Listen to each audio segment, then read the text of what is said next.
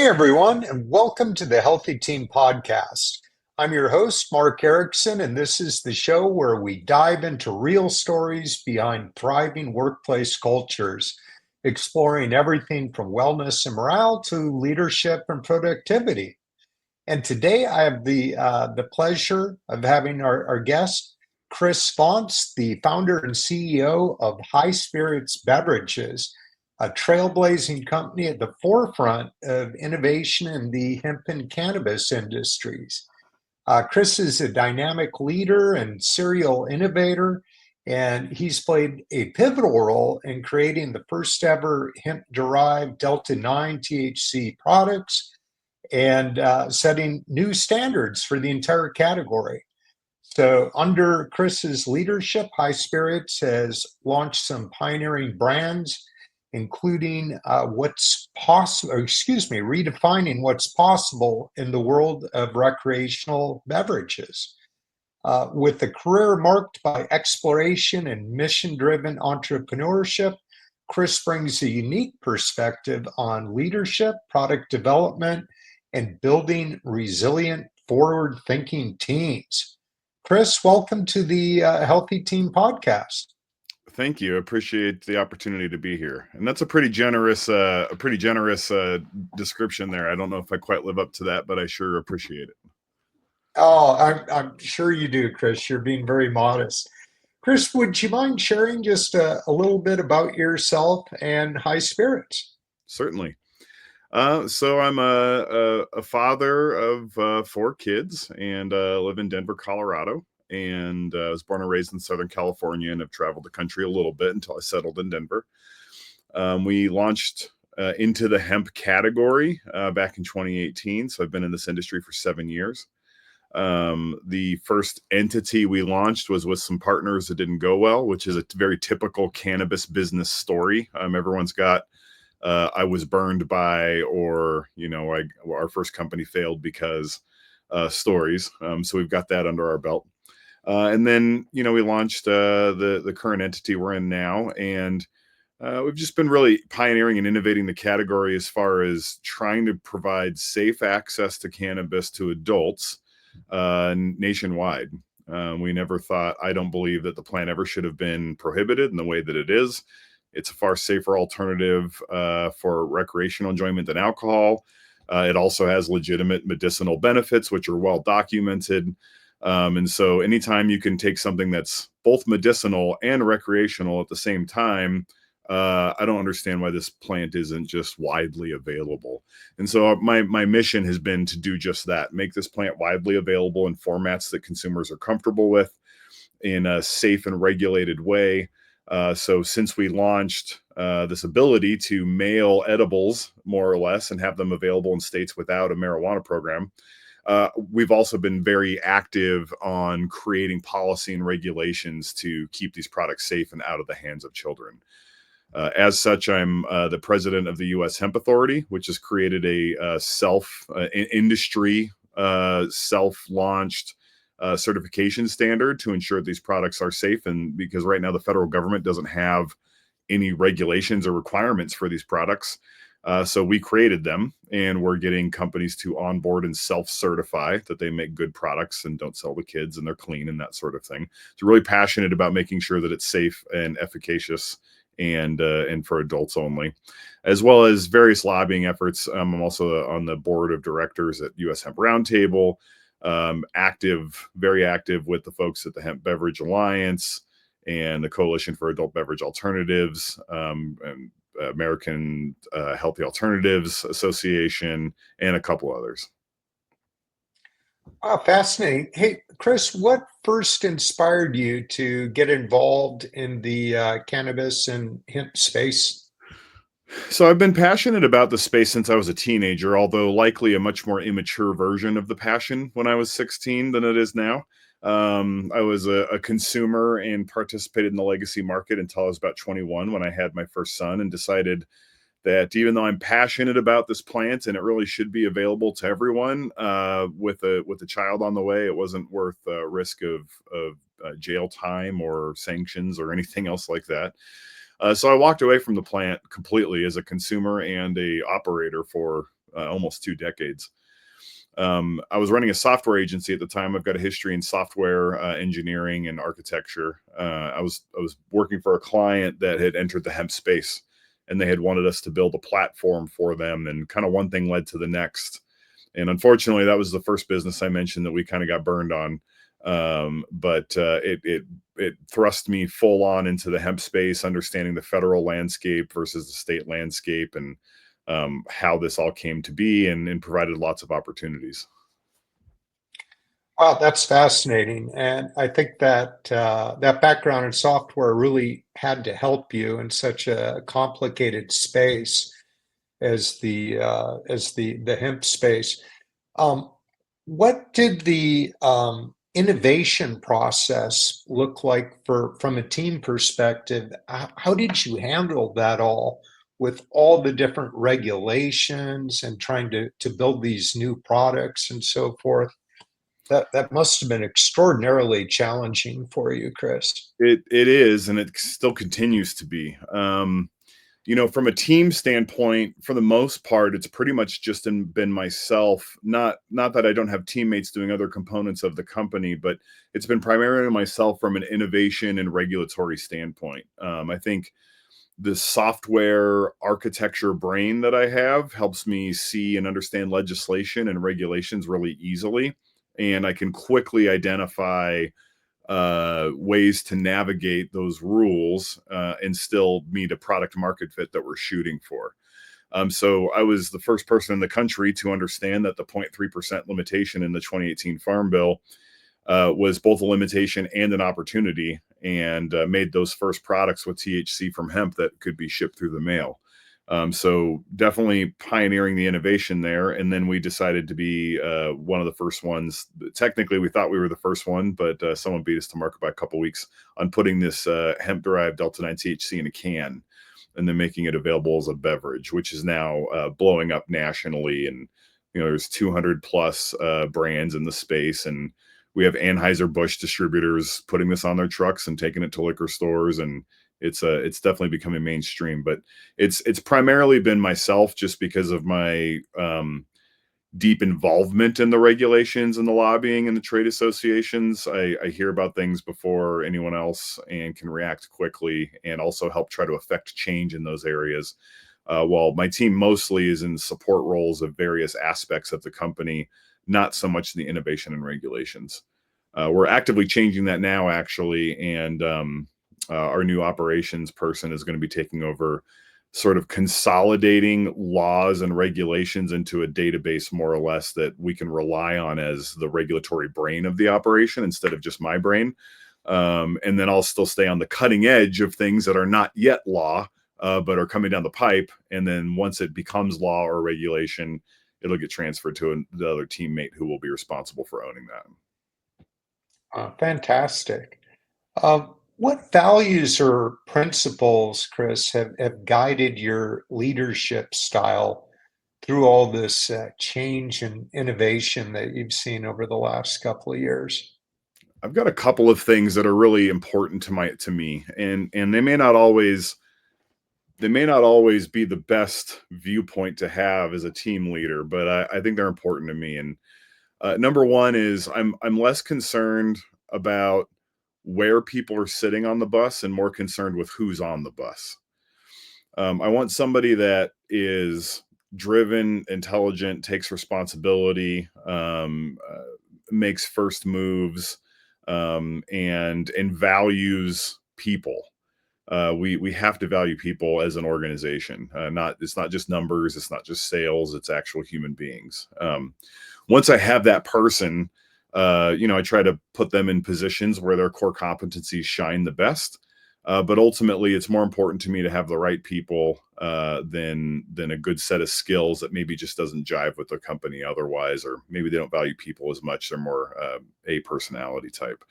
So, and then valuing those people, like I said, is part of that huge leg that I like to stand on. It's deep understanding of, look, if you've got a kid baseball game coming up, you get the time off to go take care of your family. if I can provide an environment where someone can live their lives in a happy, peaceful way and make a living, I know that they're going to reciprocate that effort back into the company. And so there's some selfish reasons for it, but also I just feel like it's the right way to run your life. Like everyone that works for me is a human being. They have a family, they've got goals, they've got aspirations, and I want to help serve those needs in their life as well in exchange for them serving the needs of the business. Beautiful. What does wellness look like for the high spirits team? This is a complicated question, actually, because we're a startup in a nascent industry where regulatory shifts are happening regularly. So it's almost funny to try to talk about wellness in our space because we're all just kind of constantly being kicked in the ribs. And it's really difficult, both emotionally and physically to some extent, and mentally to participate in the space right now. A good example of this is we have a big market in Texas, and Lieutenant Governor Dan Patrick decided that he didn't like these products and made up a bunch of lies about them killing kids and being dangerous and all these things, and then pushed really hard to ban it in the state of Texas, got a bill passed that we're hoping the governor will veto, but all predicated on falsehoods, and they're literally killing a multi-billion-dollar industry in the state because quite literally reefer madness. He just doesn't like THC and thinks that people are dying because of it. It was fine with alcohol and the 11,000 deaths last year by Texans from alcohol use, but the 0 deaths in THC are far more concerning for some reason. So from a company standpoint, you're operating, and then one day you just wake up and go, oh, all of our revenue from Texas is gone today. We don't get it back. And so as far as how does that affect your wellness, it's pretty hard mentally to wrap your head around this constant shift, constant change. Florida will drop a new regulation and say, oh, by the way, effective in 6 weeks, you can't have any sort of food coloring in your products, period. Good luck. Hope you can adjust quick. So we're constantly being beat up and shaken and shifted and changed and altered.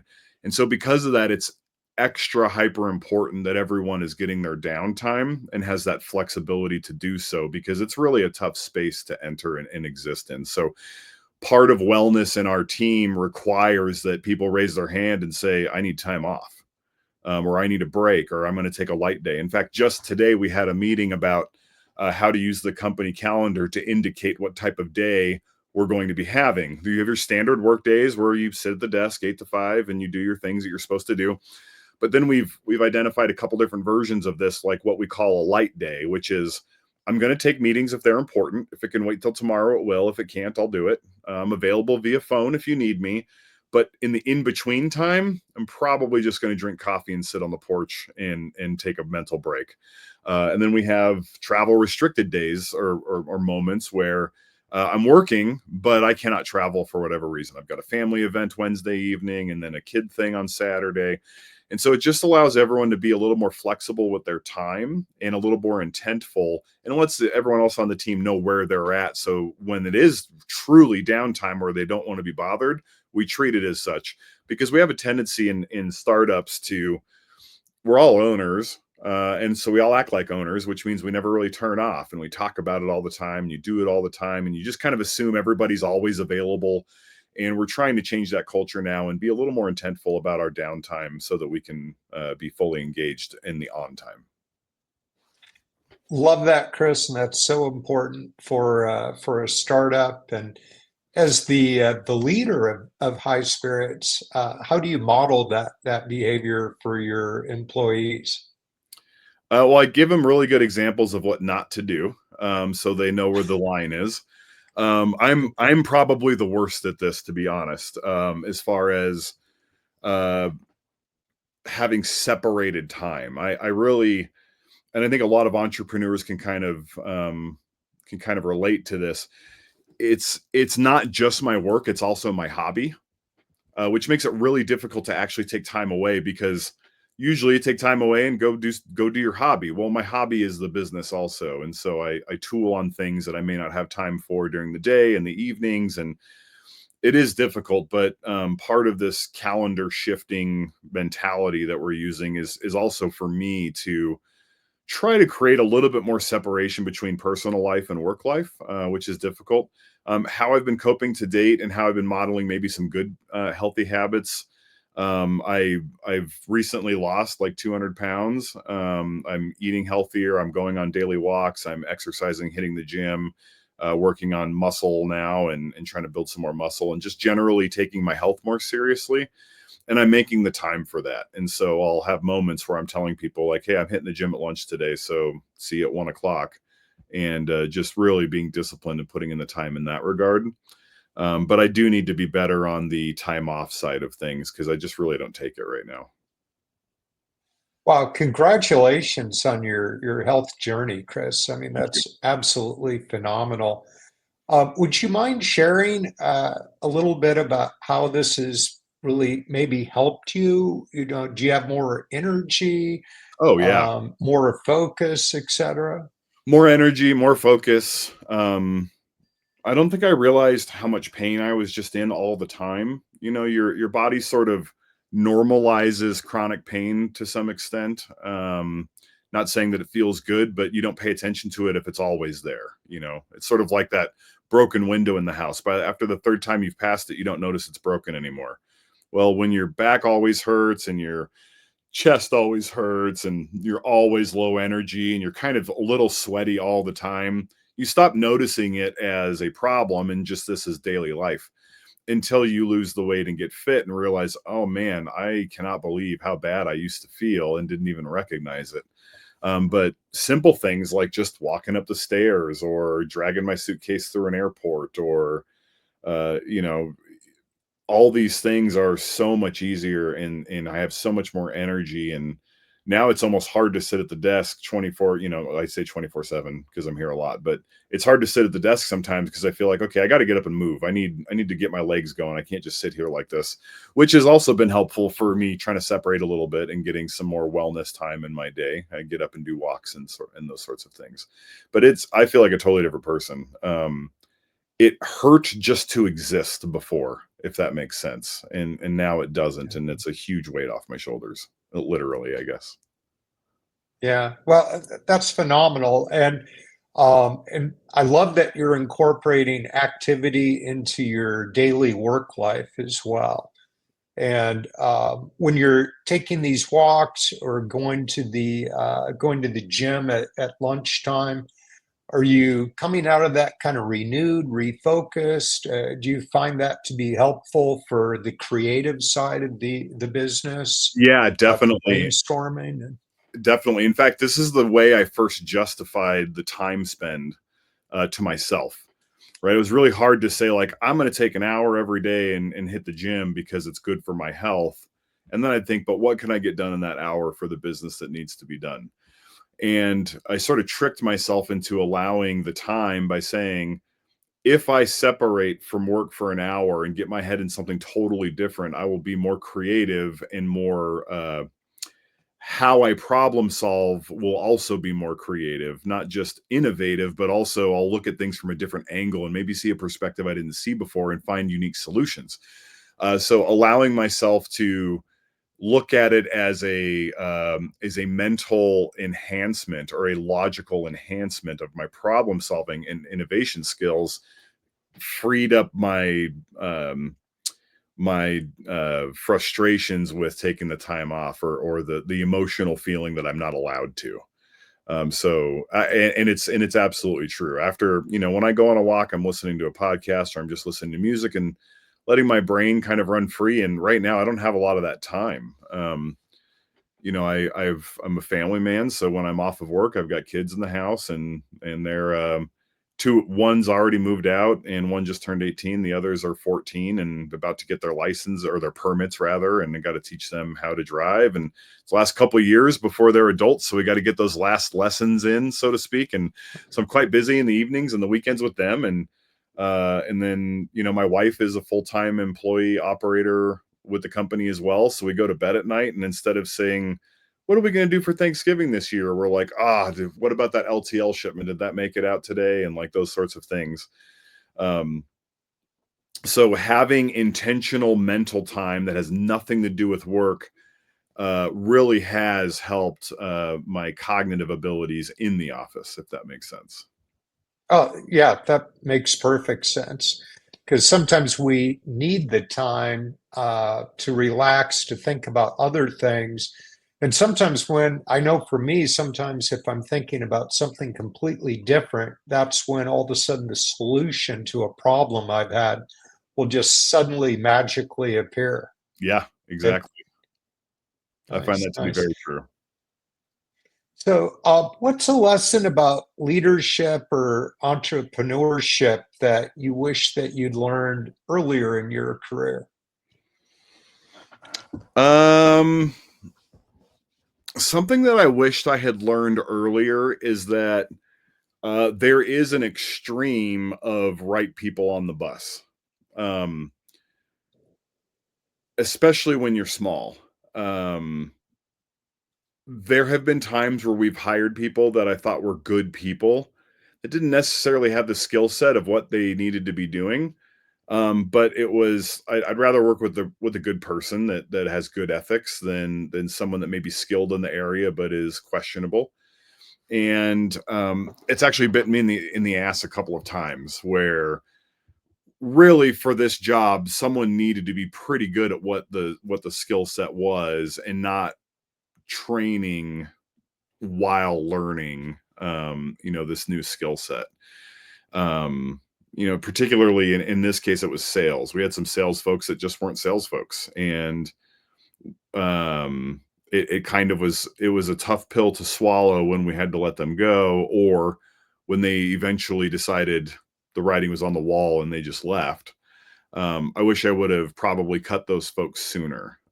It's kind of a in my own head, I hate firing people. It's their livelihood, it's their job, especially if they're good people and they're just not doing great at what they're doing, but they're otherwise good people. It's really difficult for me to impact their families in such a negative way to let them go. But the reality is, if the business isn't functioning, you're not going to be able to pay them anyway. And so you really have to be smart about give people an opportunity, give them a chance, hire the right people, then figure out where to put them. I believe in all of that, but it can go to an extreme, which is actually unhealthy for the company and the relationships. Yeah, yeah, that's so true.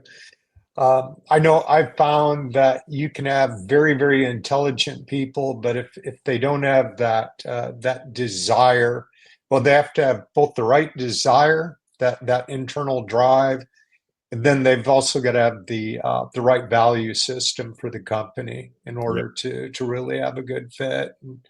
And sometimes we don't know that till they've had an opportunity. But yeah, it's certainly difficult to let people go. But in the end, doing the right thing for them as well as for your company as well, if it's not a good fit.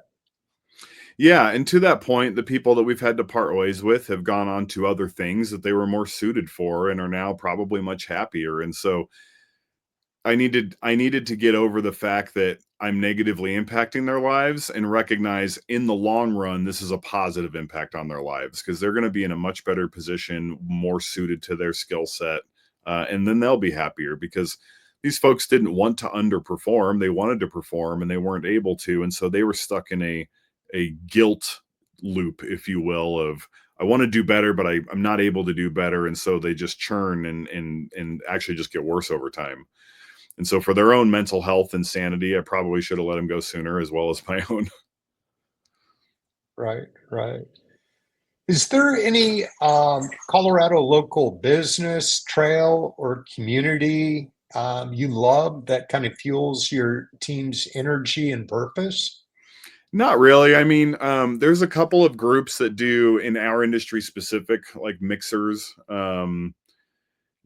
Alley Consulting does a regular mixer, and they're a standards company that does GMP certifications in the cannabis space.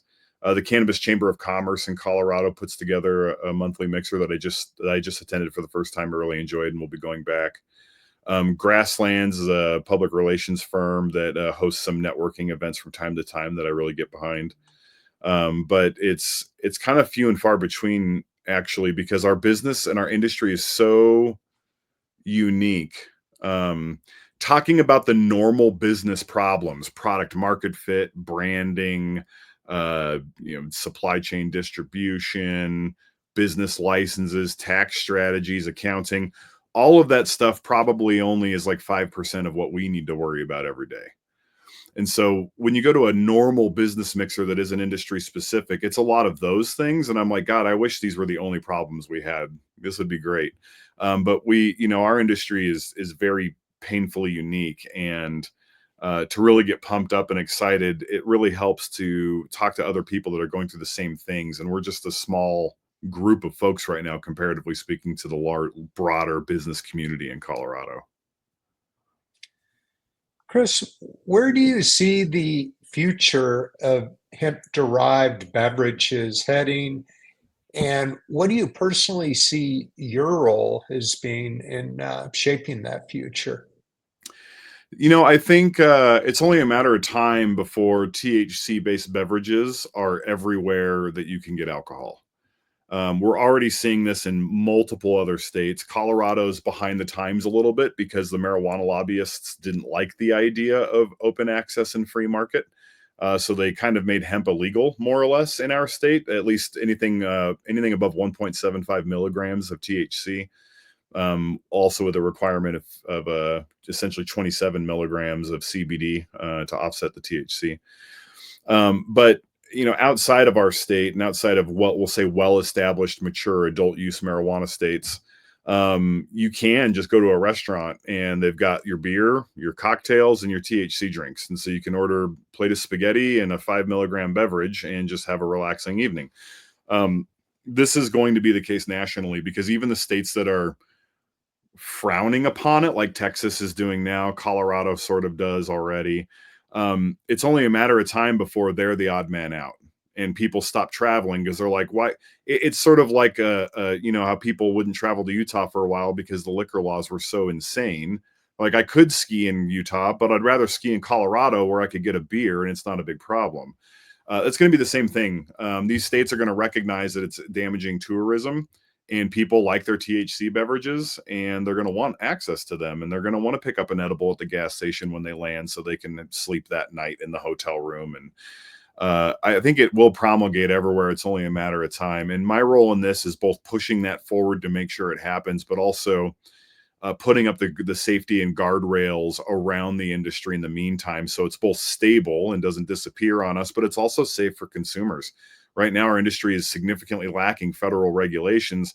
So it's upon the states to enact these regulations, and some of them just haven't addressed it yet. And we all know that it can take a long time for state legislators to make something a priority that, according to them, may be a minuscule industry. So they're just not going to worry about it this session. And so we end up still fighting and pushing for, no, we want laws in place to make sure that this doesn't go away and that kids don't have access to it and it's safe to consume. Being a tip of the spear on making that happen, as well as running this U.S. Hemp Authority standards program to ensure that the products themselves are safe until we get federal regulations that step in and do that job. Wow. Hey, Chris, before we wrap up, can you let our listeners know where they can find you and learn more about High Spirits Beverages?